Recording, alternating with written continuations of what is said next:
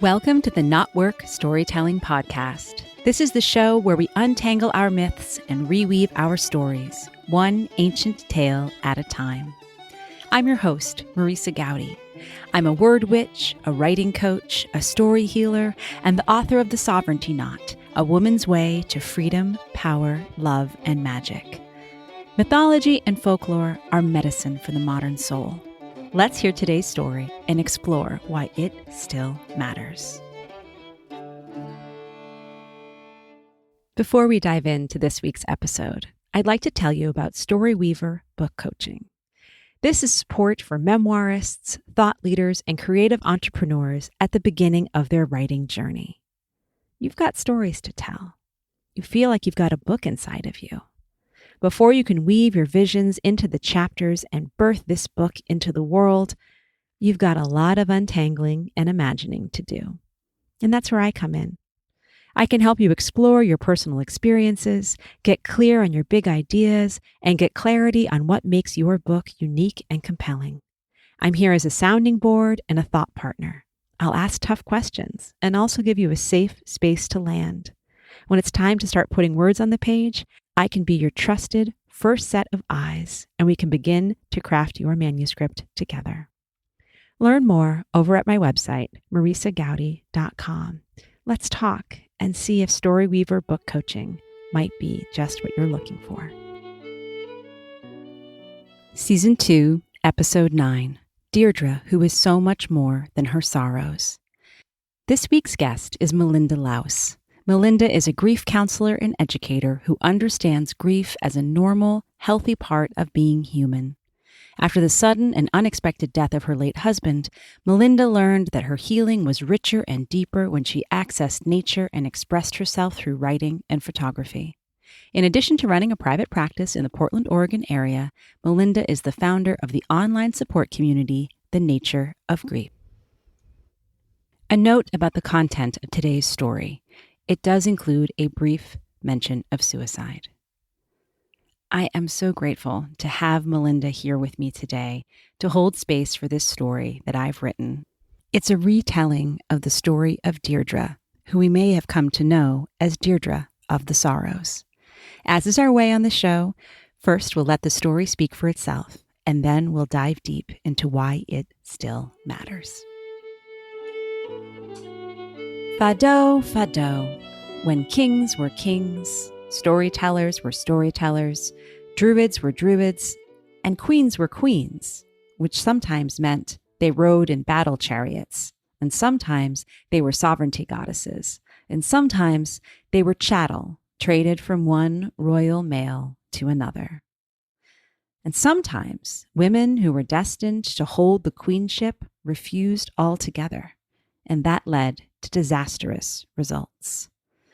Those kings, storytellers, and druids were a close-knit group, woven together by a love of learning, of the land, and perhaps a love of power, too. Depending on how you looked at them, these lads, because they were nearly all lads, as we can glean from the stories that remain, these lads were at the heart or at the head of society. At their gatherings, these royals, bards, and priests fit together like the stones of a castle. This was true even if the kings of Ireland ruled long before anyone built a castle upon the land. At their parties, they feasted and shared the gossip and generally did their best to keep their fingers on the pulse or around the throat of the realm. One particular evening, King Conchobar and his retinue settled in at the home of Phelim, the most renowned bard in the land.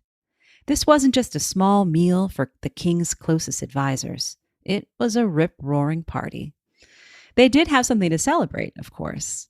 Phelim's wife was in the birthing chamber when the guests arrived, and the assembled company looked forward to toasting a new, healthy babe. Their revelry was interrupted by a wild, piercing scream and a long, unbroken silence. Everyone looked at one another, assuming a mother was lost in childbirth. These men were not monsters. They spoke in murmurs and filled one another's cups, keeping Phelim's mug the fullest of all. It would only be a moment, they assumed, before the midwife came in and told them that this had become a funeral gathering. When the door from the inner chamber did open, they saw a smiling nurse announcing that a beautiful baby girl had been born to a smiling, healthy mother. The guests were cheered by the news, but that scream, what of the scream? Homes were small and communities close-knit. Everyone had been near birth and death in their time. No woman could have screamed that way and smiled. No woman could have screamed that way and lived. The nurse looked frightened as she was forced to report on the strange aspect of the birth she did not wish to name. It was the child. The child screamed like that while in the womb, but she was born, crying silently, with a sweet smile upon her lips. If the king was going to his leading storyteller's house for a feast, he was, of course, going to bring along the leading druid, too. Cathal was known to be a gentleman as well as a wise one. He did not react with shouted questions and violent disbelief like the rest of the guests. He rose quietly and took himself to the great earthen walls of the rath, the ring fort that Phelim and his household called home. Cathal was gone a long time, squinting up at the sky, consulting with the moon, and listening for the night bird's call. No one else saw what Cathal saw, but they didn't need proof beyond the scream to believe every word he delivered when he returned to the great table. The child, he declared in a voice as heavy as the air in a passage tomb. The child born by Phelim's wife will be the ruin of all of Ulster. She was born with doom in her bones, a satchel of pain in her heart, and eyes that were made for weeping. Now, it wasn't Cathal who suggested infanticide. Another member of the esteemed company suggested they cut down the sapling before it could grow to a tree. Several men stood, hands moving to the sheaths at their belts.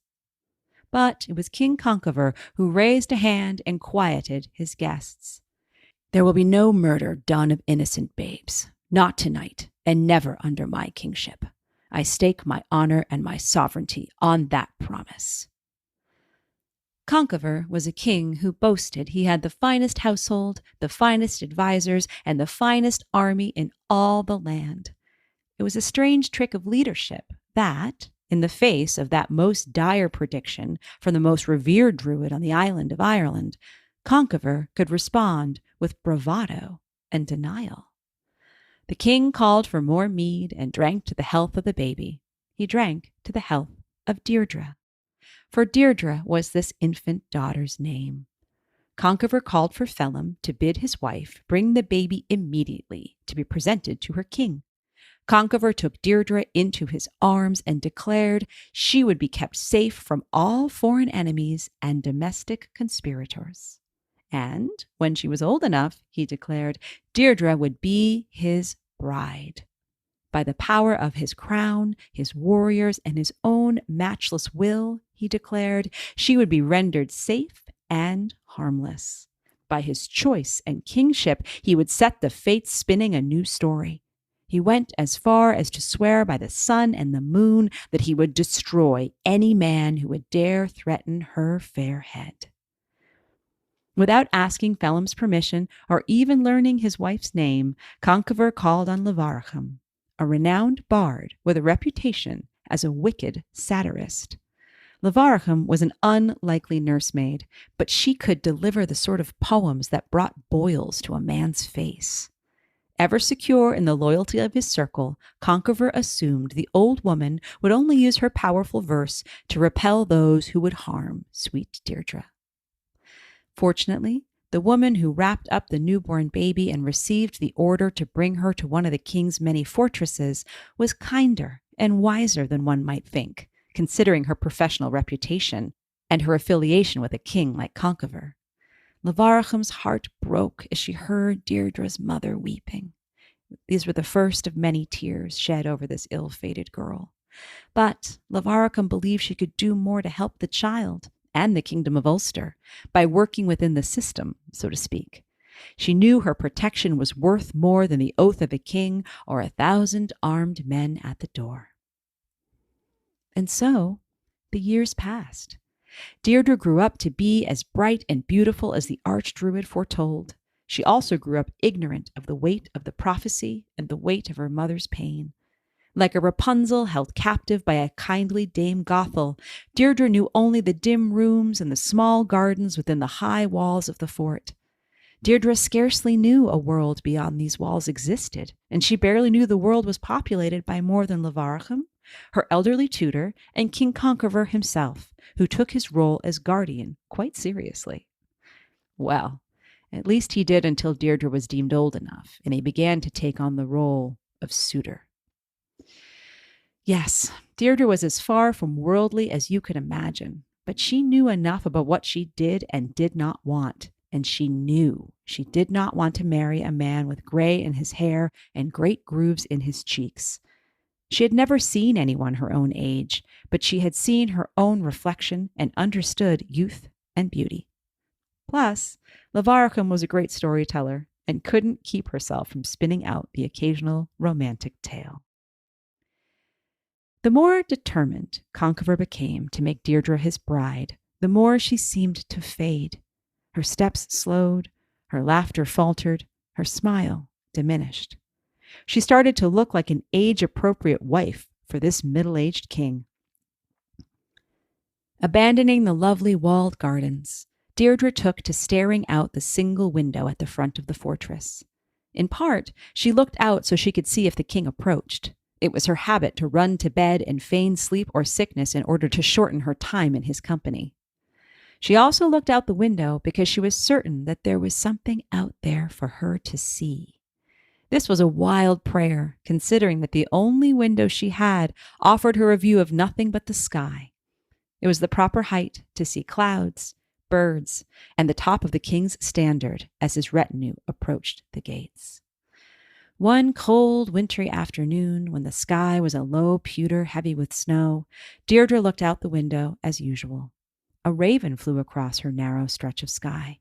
In that moment, an arrow pierced the bird's breast, and the raven valiantly spread its wings one final time before gliding with painful grace to the earth.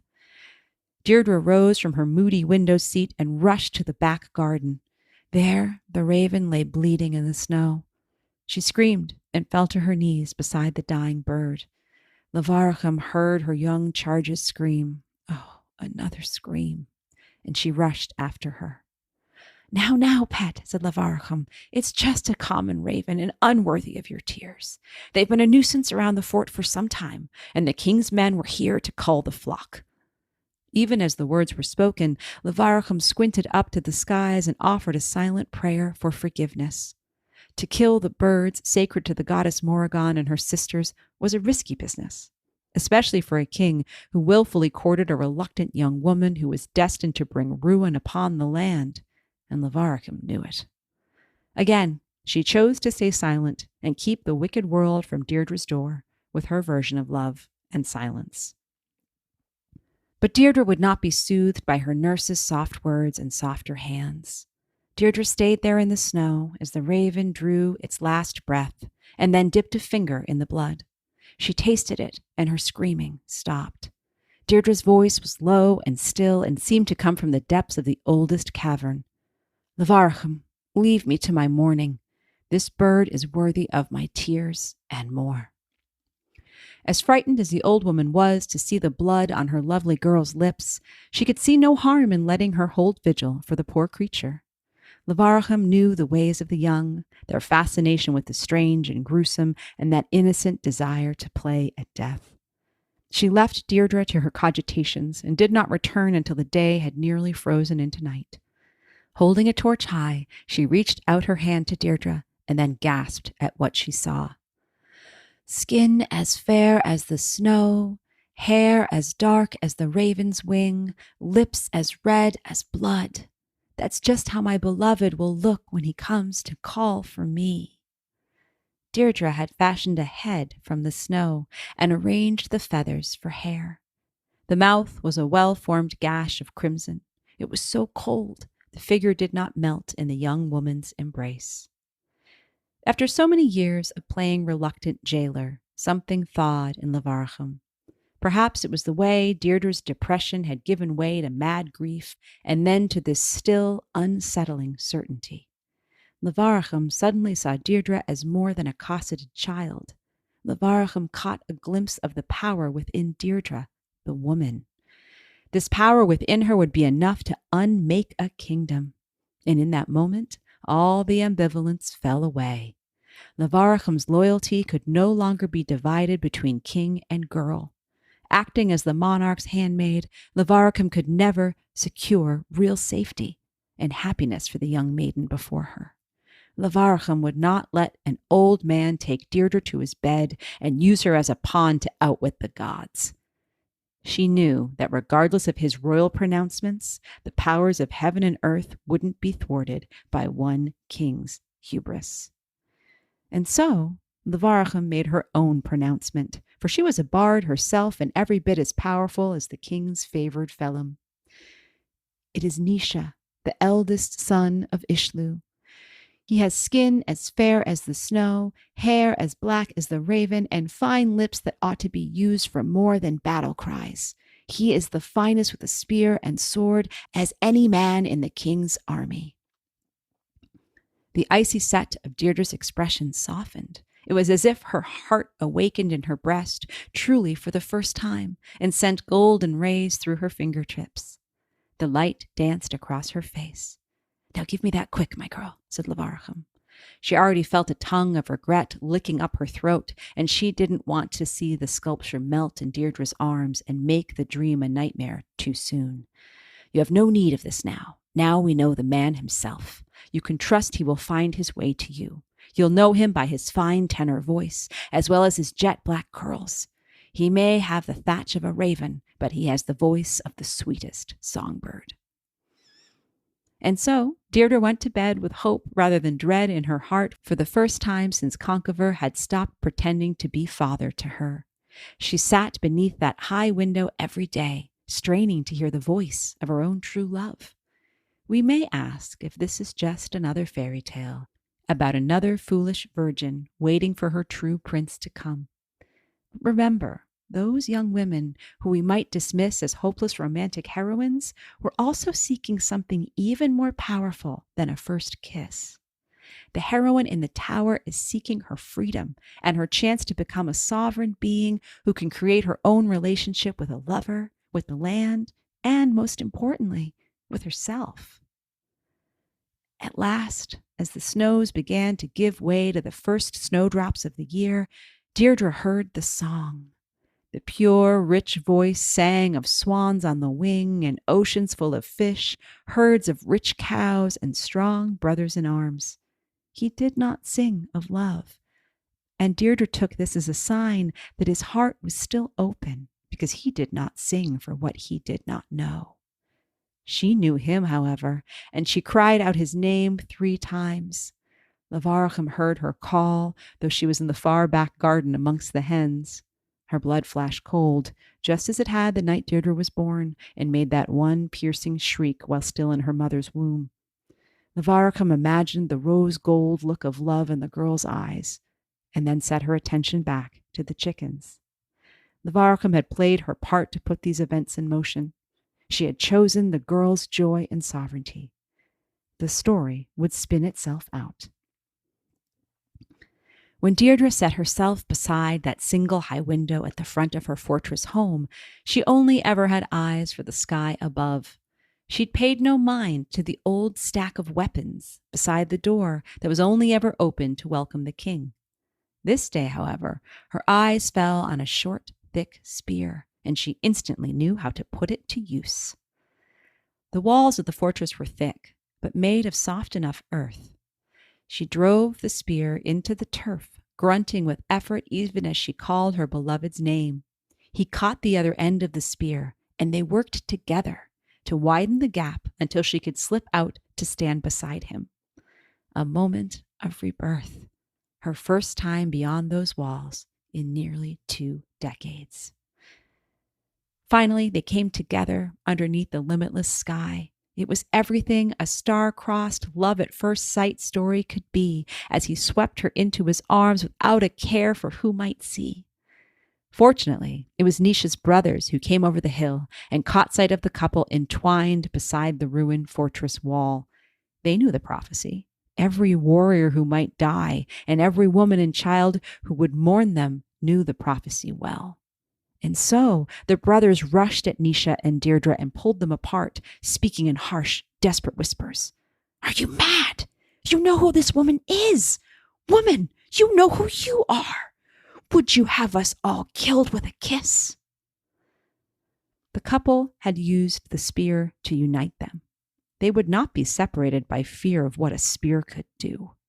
Deirdre wept, but was immovable in the rush of her own tears, for that was her nature. Naoise stood firm and held her tighter, for that was his. The sons of Uilsliu, Ardan and Anla, looked at their brother Naoise. For the love of their brother, and from the same understanding that inspired Levarachim to act as ally to young love and freedom rather than to the throne and control, they quickly agreed. The lovers simply had to get out of sight and prepare to travel immediately. Nothing good could come from standing out in the open where any arrow could strike young Naoise down like a raven in flight. And so Deirdre and Naoise, along with their allies Ardan, Anla, and Levarachim, set off for Scotland, where they hoped they would be free of Conchobar's wrath and the Ulster curse. For a time, the vast green glen in which they made their home was a paradise. Deirdre and Naoise walked hand in hand through the bluebells and held each other close as the spring constellations took shape. They were so close, there was only room for hope between them. They were woven into a story that had all the elements of an epic romance and an epic tragedy, but their actual union was as sweet and narrow as any that happens when two new souls discover what it means to see yourself reflected in a lover's eyes for the very first time. Neither of the brothers was the jealous kind, and they happily sang songs of full fishing nets and fat herds of cattle. Levarachim felt her heart expand as she had 4 to care for, not just one. She returned to her bardic arts, composing poetry about the moon and the grain, now that she too was finally free of the royal enclosure. But even in Scotland, it seemed that kings were kings and lovers weren't necessarily free to be lovers. News of Deirdre and Naoise's arrival and subsequent idyllic happiness caught the attention of the King of Scotland.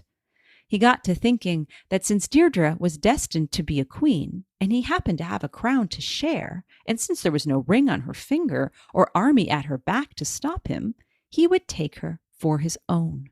What was good enough for Ulster was good enough for Alba, after all. As is the way with kings who have trouble within their own house, Conchobar refused to allow another king to meddle in his affairs. When Conchobar heard that the Scottish king was coveting the woman he'd already lost, he could no longer pretend he didn't care that she had jilted him.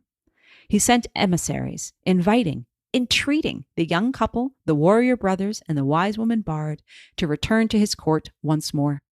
Conchobar promised Naoise and his brothers safe passage. It was intimated that they might even be offered forgiveness. Perhaps, our exiles thought, perhaps our king is revealing himself to be a good king. Perhaps ours is a true sovereign.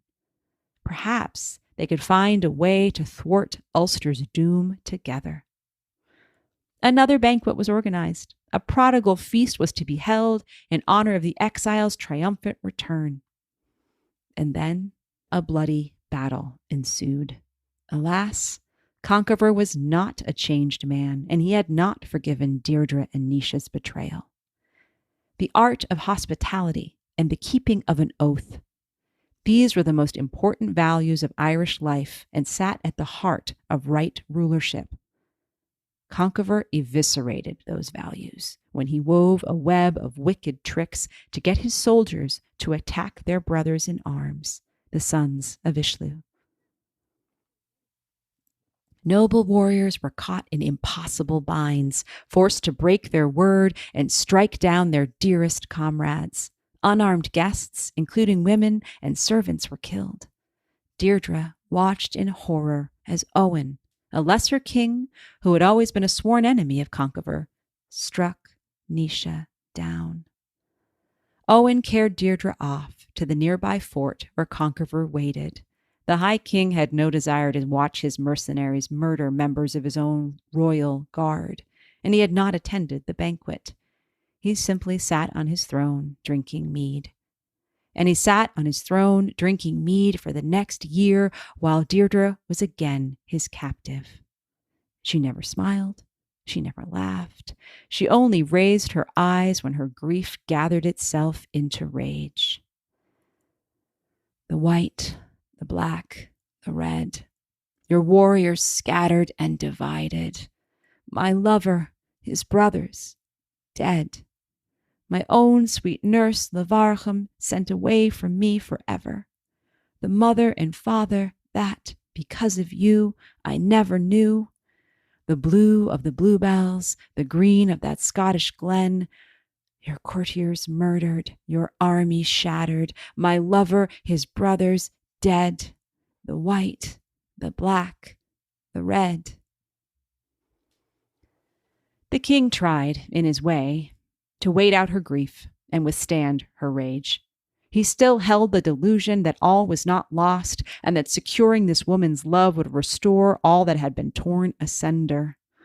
He hoped that loving her would avert disaster. But after a year and a day of playing witness to Deirdre's laments, he lashed out. "Tell me, woman, who is it you hate most in this world?" She raised her eyes, and they were white and black and red with rage. "You, of course. And Owen, the butcher who cut down my Nisha and ripped my own heart from my breast with that one brutal blow. By your word, my lady." And so Conchover sent for Owen and bid him bring a chariot large enough to carry 2. "She is yours for a year, Owen. I cannot bear another day of her tears, her blame, her shame. Take her from my fort and keep her till long after your own ears bleed with the keening. But return not for a year and a day." Deirdre wept in silence as she climbed in beside that other man she most despised. Owen gave her a sideways glance and offered a nod to the king before he lashed his horses to a gallop. He only looked at Deirdre again when her body lay crumpled upon the ground. A great white boulder beside the road was red with her life's blood. She had struck her head against it rather than endure a year in this low king's court, rather than endure another day without her true beloved. And a raven flew overhead and dropped a single feather where the most beautiful, ill-fated woman Ulster would ever know lay dead. The white, the black, the red. And with that, our story ends and our conversation begins. So, Melinda, thank you for sitting with me through this and holding space. Of course, holding space for the most difficult stories is one of the things that you do best. So I knew that I had to call this story and your healing magic together in one place. So thank you for being here. Wow. Well, thank you for having me. It's such an honor. I'm just so moved by that story of tragedy after tragedy. I've read it a few times in knowing we would be coming together to have this conversation, and it's just so many layers of pain and loss, tragedy. And what really leapt out at me this time too was the power that was held over her, the helplessness that she was born into this life that, because of despots all around her that were determining her future, there wasn't a lot of hope. Yeah. And yet she held on to that because that was also her birthright, which I think is one of the things that draws me to her story, is that this is Deirdre of the Sorrows. This is the greatest tragedy in the Irish canon. And yet, why is it I've been working with the story for well over 20 years? Why do I keep getting called back to what in so many ways is the Celtic Romeo and Juliet? And that reveals such darkness of human nature. And that's why I knew I had to give them hope, Because what else was that other than to decide you could cut a hole in your own prison and Right. fall in love? When I was saying that there was hopelessness, that was all around them. But yes, Yeah. Deirdre's own heart and Nisha said, we know that story. We're going to do the love thing anyways. That there was paradise that they still found. Yeah, it's so moving. And I think that there's also something beautiful about her unapologetic. As the story was shared, she's not saying, I'm so sorry, I'm a tragic figure. I'm so sorry I was born under an ill-fated sky. I am Deirdre, and I'm going to suck the marrow out of the life that I've got and get what is possible for hope, for love, for joy. Because it comes down to, it seems, human folly was really to blame. I was curious that the druid in the telling at her birth of the tragedy to come, there wasn't a, but if you this, then that. There was no way around it, like other fairy tales and stories of myth that, involve an off ramp. Yes. And it's the ultimate self-fulfilling prophecy, right? Is that kind of essence of Conchover heard that this girl, this new baby, was going to be the ruin of his kingdom. And he essentially doubled down and said, okay, hold my beer. And because ultimately it was him who set these events in motion. And as I've told you before you and I started recording, this story of Deirdre is one of the pre-tales to the Táin Bó Cúailnge, which is the greatest Irish epic. It's the story of a cattle raid. It's the story of Queen Maeve and Cuchulainn, the biggest figures in Irish mythology. So when we say that this story puts in motion this Ulster curse, this sense of the undoing of the kingdom, there's a lot more and then, but it begins with this great betrayal and the murder of the Sons of Uilsliu. So, and again, there is that question, because I played with that too as I was doing this, is it's the will of the gods, and that's where prophecies come from. And yet it was like nothing but human choice that came and made this all happen. Right. Which is, of course, the greatest tragedy of all. And I think, isn't that the sky we all live under? That there are things that can be foretold, and then there's the folly of our own choices, that trying to live, to follow the path of the happily ever after, that's maybe a hope that lights our way. And yet we live in these lives with human frailty and folly, with cruelty, with despots, with queens and kings. And there's also this place that, again, I'm so fascinated to go back to that place that she was sort of Deirdre, yeah. It's all tragic and terrible and lightning bolts and blah, blah, blah. But there's this guy, and I can't wait to hear his voice and fall in love. So I love the incredible dichotomy of these experiences of humanity and spirituality that just put us into places of struggle, growth, pain, redemption. I think too that there's doing so much work in the world of grief and loss, that her presence just is such a tragic figure. There is something calming about, again, there was no apology about, oh, here I come in my little clouds of gloom and doom.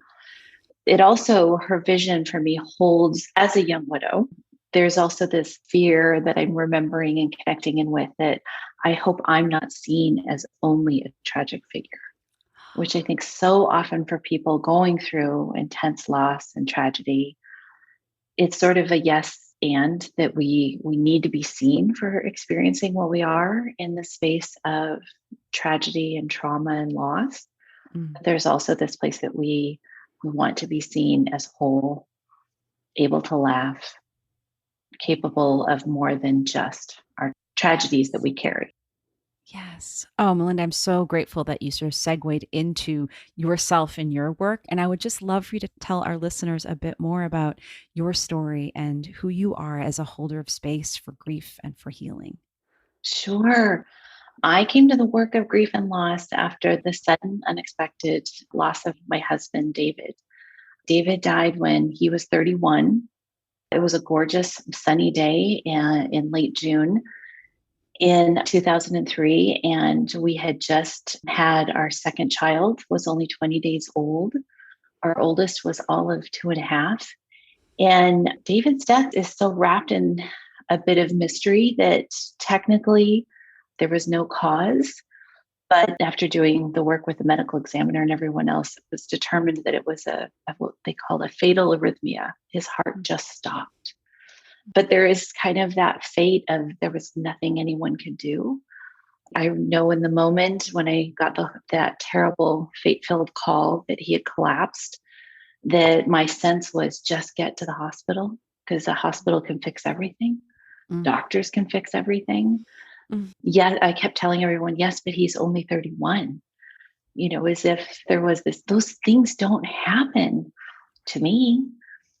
So prior to David's death, I lived a very charmed life, a beautiful life. We were desperately happy together, had healthy, beautiful babies.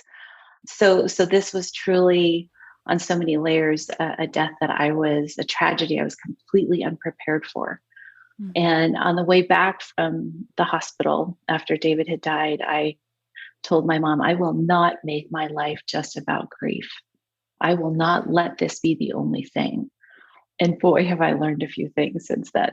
My life has so much more than just grief in it, but I have learned through these many years that our grief stories, our losses, we can't lose and have grief over something we don't love first. So there's always that woven bittersweet that when I grieve, I'm also touching love. And certainly there's pain, there's the challenge, the terribleness.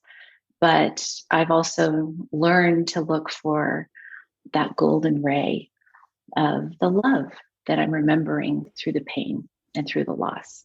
So since having this experience, I've read everything I could. I worked with counselors and spiritual guides and intuitives, and have just devoted my life to being there for other people who are experiencing loss. I've kind of fashioned my life to become the person I needed 10 years prior. So that has led me down this path to be a space holder and a supportive presence for folks who are experiencing grief and learning to live after loss. Oh, Melinda, thank you for sharing your story. Every time I hear it, it hits anew. There's the nature of those true stories that cut us through the bone and remind us of what we've lost and of our fears that we still carry. And what I notice in this too is that your love with David was young love in so many ways. And that, as I was telling Deirdre's story, it's like, oh, wow, it does feel like going back in time to talk about first love and that, young blush of things. And there's a sense of permission giving in that to say, right, that's still a really important aspect of our experience, even though we may be decades beyond that and life becomes so much more about keeping the marriage going or this and that. And both Deirdre's story, but so much more importantly, your story of that being present with that kind of love you had then forever is just something that touches me every time and just makes me pause. Thank you. Yes. And it, as you're sharing that, I'm thinking about the passage in the story about their hope. Well, maybe, and for me, I guess that moment, I see a parallel with my maybe we'll get you to the hospital and it will all be okay. Right. How do we live with such wide swings within our own hearts, right? And yet we do. And that's the mysterious nature of the human adventure and calamity, right? And resilience to come back from that and to be in all those different spaces. Yeah, absolutely. So when I wrote this story, I know every time I write a story, I'm always very aware of the fact that it's never just an ancient story. I know absolutely nothing about being a Celtic or pre-Celtic person from thousands of years ago, or nor a Christian monk who would have written this down, which is why we have these tales.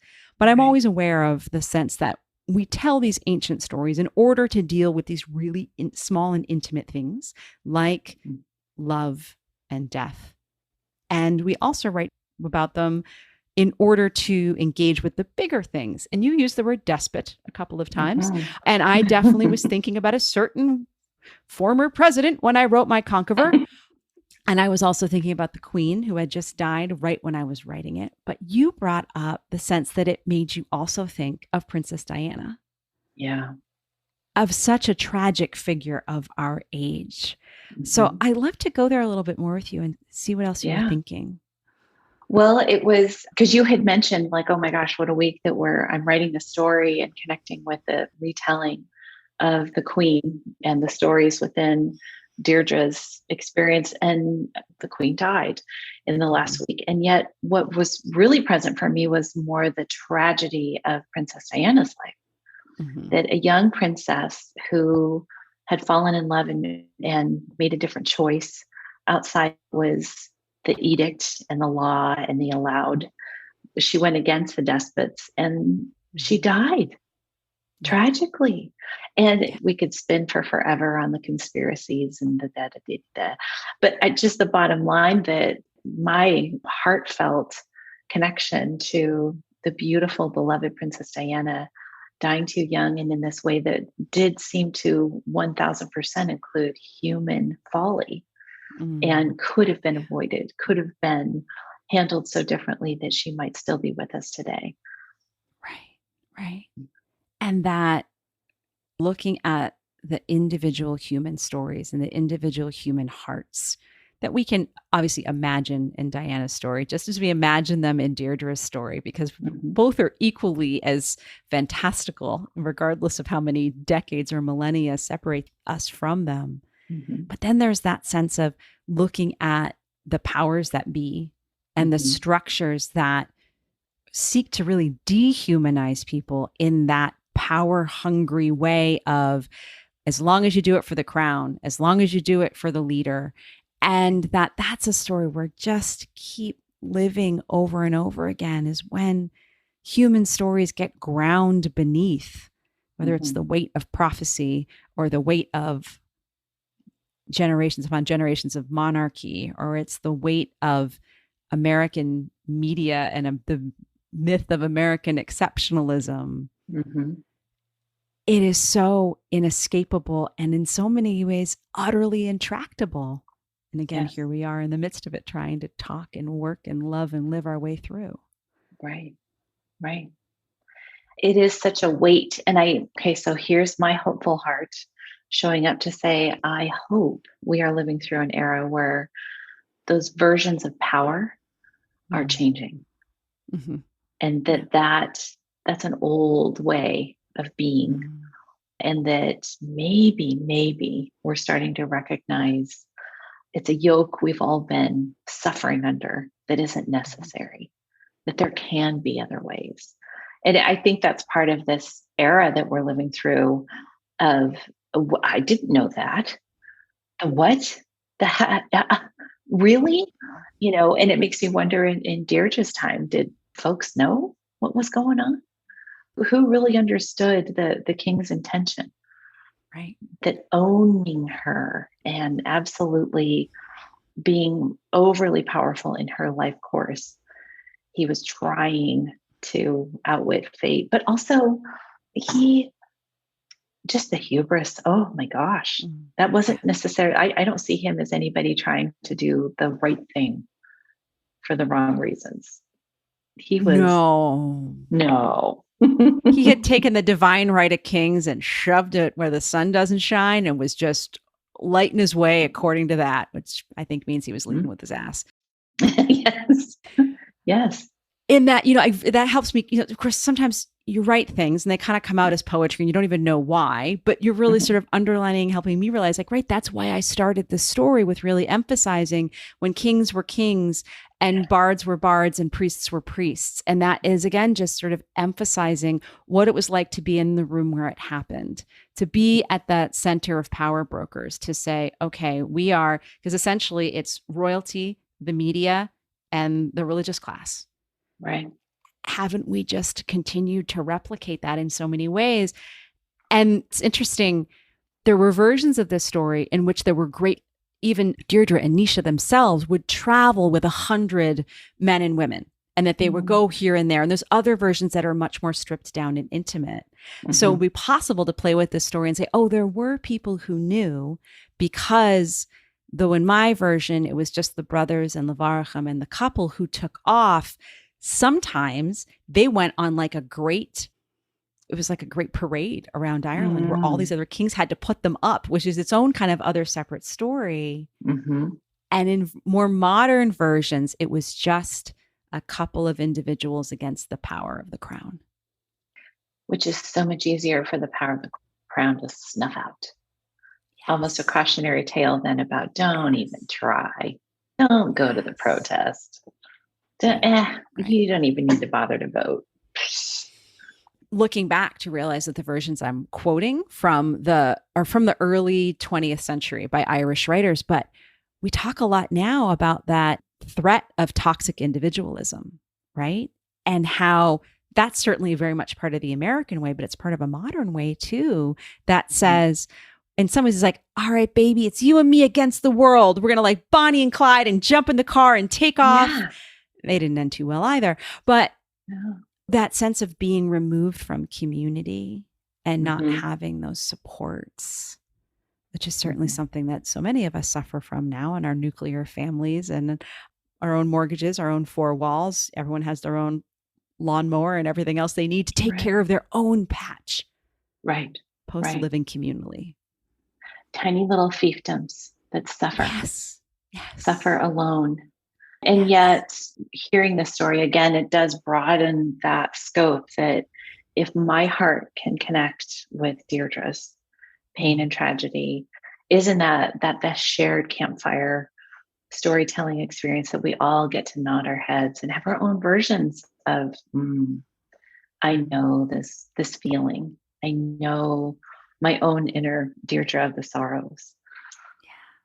It's a place that we all can commune. And I think that that's part of been my own growing and learning with grief, is that it isn't a singular. For me, being 32 at the time, it was definitely, I didn't know these things could happen, let alone to me. But we're all going to experience loss. We're in the season of change. The leaves are falling. It's that time that we're reminded again in a connected way to nature that death is a part of our lives. And that trees that grow in a grove are so often so much more healthier and more robust than the one tree that has to stand alone atop the hill. Of course. Yeah.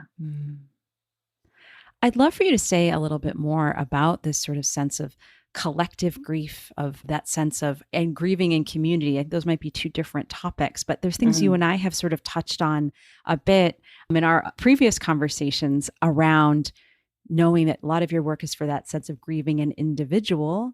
And then we also talk a lot about what these bigger grief stories are that we share. And I'd just love for you to talk more about that.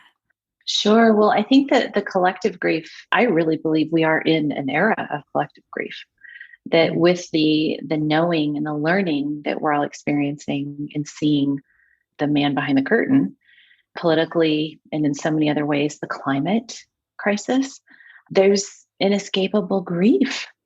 And I think that we can take heart in knowing that if we read an article about climate crisis and feel just devastated and unsure and terrified, we're not alone. There were millions of other eyes that read that same article and are feeling the same way. And how do we energetically walk through this life knowing I'm not alone in this experience? Somehow it always lightens that load. There's something about, yes, knowing that the roots are intertwined in this grove of humanity, that we don't have to suffer in silence or splintered off alone, that what we're feeling is shared by many.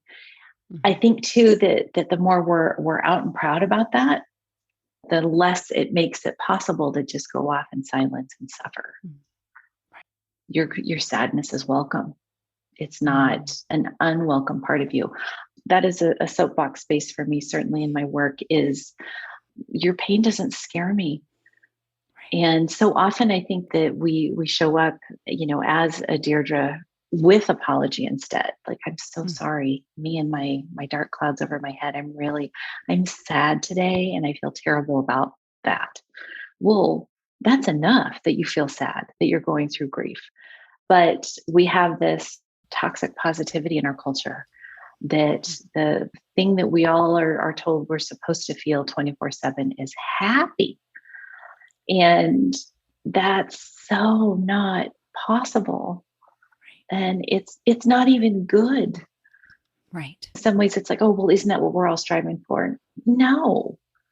I've begun to really embrace that the sadness I feel at times just connects me to depth, Mm. to the truth of this human existence.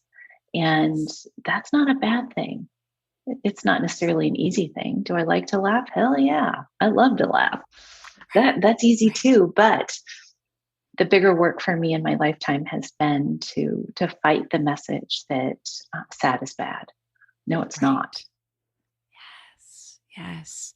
And I know you and I certainly both admire Susan Cain's work with Uh, bittersweetness and that whole essence of melancholy as a temperament that is legitimate. And yes. that was certainly, it spoke to things I felt I'd always known at some level. But as I was writing this story, it was like, oh, right, that there's permission for this story to exist. This isn't, and of course, it's interesting too, writing as I do from the Irish tradition, there's that sort of stereotype around that maudlin Irish perspective of Mm. the, oh, bagosh and begorra nonsense that comes, which it's a drinking culture that starts off Mm. real happy and everyone's having a grand old party, and then by the end at least half the folks are crying in corners, Mm. which is the nature of alcohol, and it's the Mhm. nature of living under colonization. It's the nature of Yes. living in a land that has been as destroyed. I mean, just as a footnote, one of the most environmentally altered spaces on the planet is Ireland. It's a Yeah. desert at this point. That entire country was covered in forests. And now it is Mm. an entire island of one tree hills because by the colonialists, all the trees were knocked down and it was turned into grazing land. Wow. So, just a small footnote on that sense of, yes, all the ways in which environmental grief and climate grief are always present throughout the ages. Mhm. But what if we have permission, as you say, to say sad is not bad? It's such a Mhm. easy and perfect little phrase. It is, and yet it's revolutionary, isn't it? Mm-hmm. It's definitely not yet woven directly into the collective, although I'm working on it. The story of the Irish grief too, I have to share. I love Padre Gotuma's poetry and Mm-hmm. his readings and tellings of so often his experience in Ireland. And he shared in one of his episodes about in the language translation, we don't in Irish say, I am sad. We say the sadness is upon me. To Brown Oram. And Mm-hmm. oh, how I love that. Yeah. Because there, as a culture, then there is an experience that you aren't a tragic figure if you're experiencing something sad and terrible. It's just upon you, which means there's hope that it will leave you, that Right. it's not a permanent stain on your soul. Right. It's like Irish weather. Yes, wait 5 minutes and it'll change. Because I think that's another part of our collective Western idea of emotion is Mm-hmm. we feel happy, we stay there forever. And that's the goal. We're always striving to get to that. And I just really believe in my soul. I've seen how that makes depression. That makes us Right. feel terrible. There's no permission then to feel the whole rainbow of emotions, including Yeah. and especially sadness and grief. So Right.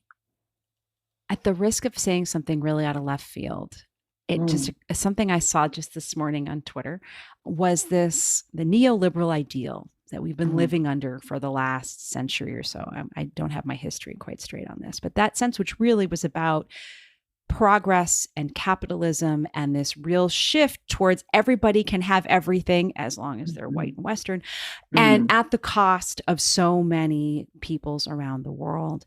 And that it's seen that in some ways, despotism and the new shift towards totalitarian leaders is a direct result of that sort of obsession with progress, would be how I would put it. And to connect what you're saying, if we're supposed to be happy and stay happy, we need to make sure every day is a 10 forever. What more stuff do you need to buy? What people from around the world do you need to exploit in order to have more and more and more, so that you never lose that I'm a 10 and more high? Right. As you just laid that out, doesn't that just sound like a recipe for addiction, hollowness, the hungry monster that never is sated and satisfied? Yes. Which is pretty much the king in this story writ large. Yeah. Wow. So we've covered a whole heck of a lot in a short conversation.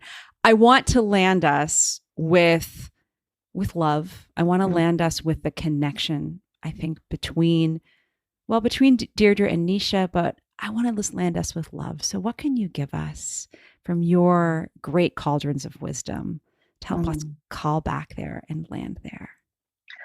Oh gosh, I would love to gift everyone the biggest, widest open field of permission to feel what you feel. Love what you love who you love deeply, love courageously, and trust that whatever you feel is necessary, is part of healing, and is welcome. It's okay. And that is a way you can love yourself, you can love others, and you can love your life. I feel like that leaves us right as Deirdre and Nisha connect through that wall, and she's just standing right outside with him with the great fields around them, and everything's possible. Yes. Oh, Melinda, thank you so much. You. Can you tell us a little bit about how folks can find you and work with you and learn from you? Yes. So my latest adventure is, especially through this pandemic time, I recognized how we, again, feel like we're alone in our losses. And so I've created a new space called The Nature of Grief. So thenatureofgrief.com is where you can find me, where I'm offering a membership for folks to participate in connecting with the healing power of nature and community as we work together to just express and be in the healing process, where we connect with love and loss and hope. So that's where you can find me. Oh, beautiful. I highly recommend your work to anyone who is suffering through the darkest, hardest places and that search for the everyday bits of light. So thank you so much for being with me today. Thank you, Marisa. It was an honor to be with you and Deirdre. Thank you for listening to Not Work Storytelling. Please subscribe and review the show on your favorite podcast platform, and do share this episode with other lovers of myth and story. By the way, everyone is a lover of myth and story, even if they've forgotten. You can find out more about my writing, my book, my courses, and how to work with me as a coach, as well as my online community, The Heroine's Knot, at marisagowdy.com. Follow the show on Instagram at NotWorkPodcast, and join our listeners group on Facebook. Gratefully, I live, write, work, and record this podcast on the ancestral lands of the Munsee Lenape tribe, whose name means original people. Remember, ancient stories are medicine for our modern maladies, and your stories can help heal the past, anchor us into the present, and create a more beautiful, sustainable future.